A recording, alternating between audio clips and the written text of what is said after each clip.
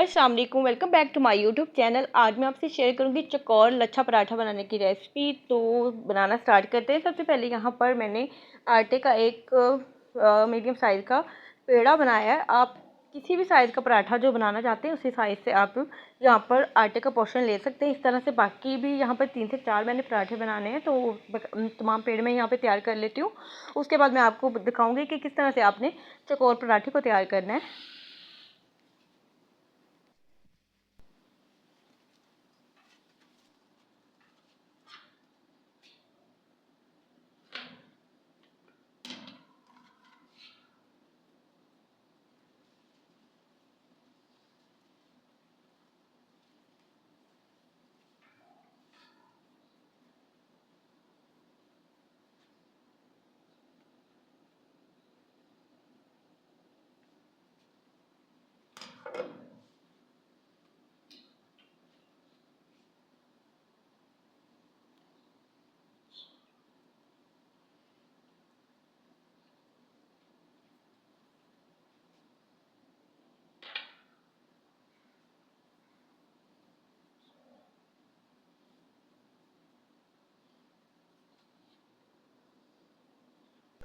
तो यहाँ पर पराठे के लिए मैंने सारे पेड़े तैयार कर लिए थे। तो अब इसे बनाना स्टार्ट करते हैं। सबसे पहले आपने एक पेड़े को इस तरह से थोड़ा सा यहाँ पर हम आटा डस्ट करेंगे। अगर आप मैदे के साथ बना रहे हैं तब आप मैदा डस्ट कर सकते हैं। हल्का हल्का सा ऊपर नीचे आपने इस तरह से इसको डस्ट करके और बेलन से आपने इस तरह से बेल लेना है।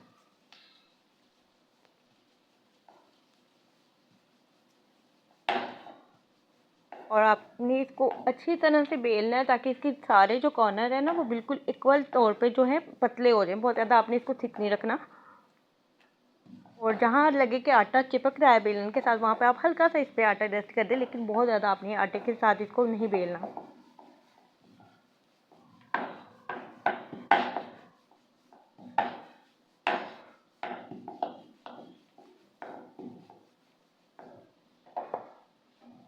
तो यहाँ पर रोटी को मैंने अच्छी तरह से बेल लिया था और इसके ऊपर अब हम हल्का सा घी लगाएंगे। तो करीबन यहाँ पर मैंने 1 टेबलस्पून भर के घी लगाया था। पूरी रोटी पर आपने अच्छी तरह से फैला देना है।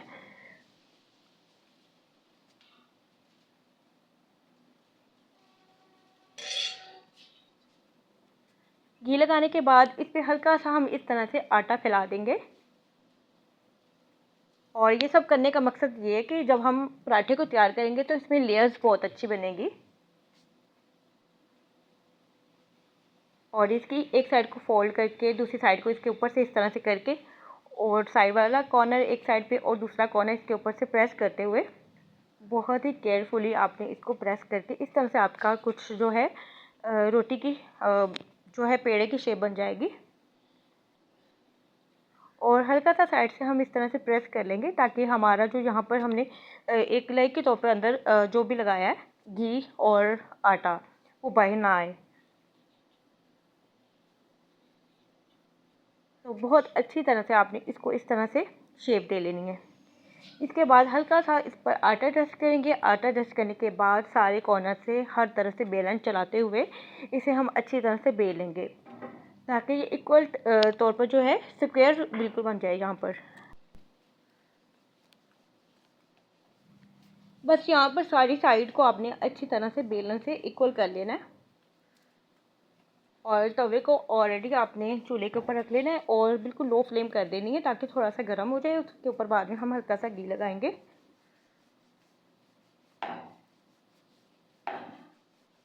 अगर आपको यहाँ पर लगे कि थोड़ी सी शेप ख़राब हो रही है तो वहाँ पर बेलन से थोड़ा सा उसे सेट कर लें। अदरवाइज़ जब हम इसे तवे के ऊपर डालेंगे तो थोड़ा सा हाथों की मदद से इसे सेट करके ये बिल्कुल परफेक्ट तरीके से जो हमारा है स्क्वायर पराठा चौकोर पराठा तैयार हो जाता है। और इसकी लेयर्स इतनी ज़बरदस्त बनती हैं।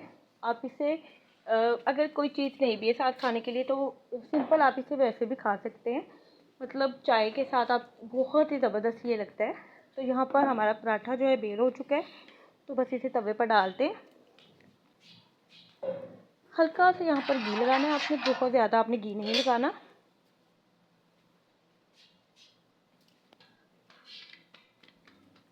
हाथों की मदद से थोड़ा सा इसे हम बड़ा कर लेंगे यहाँ पर पराठे को।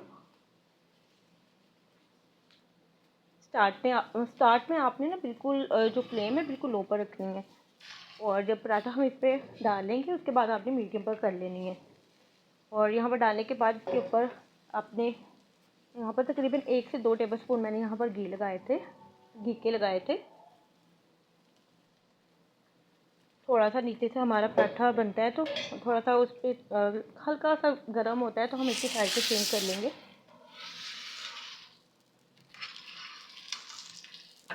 अगैन इस पर हम ऊपर घी लगा देंगे 1 से 2 टेबलस्पून।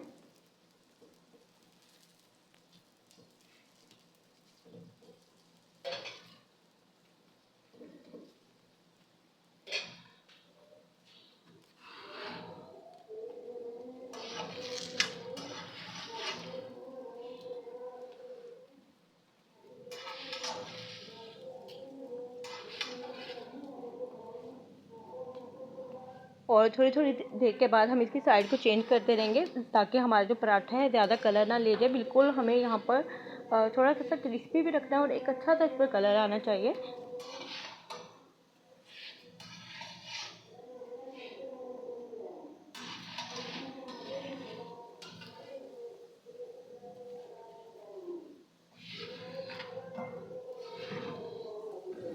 तो देखिए एक कितना ज़बरदस्त हमारा यहाँ पर कलर आ गया है। बिल्कुल इसी तरह से आपने इसको पलट पलट कर एक साइड से दूसरी साइड तक हमारा जो पराठा है यहाँ पर तकरीबन 4 से 5 मिनट जो है मुश्किल से लगेंगे आपको एक ज़बरदस्त सा और चकोर सा पराठा बनाने में।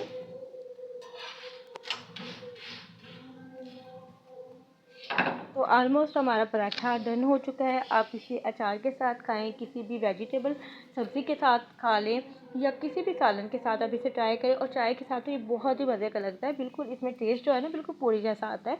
तो होप सो आपको आज की वीडियो अच्छी लगी होगी। वीडियो अच्छी लगी तो वीडियो को लाइक कर दें और अपना फीडबैक लाजमी दुआ में याद रखें।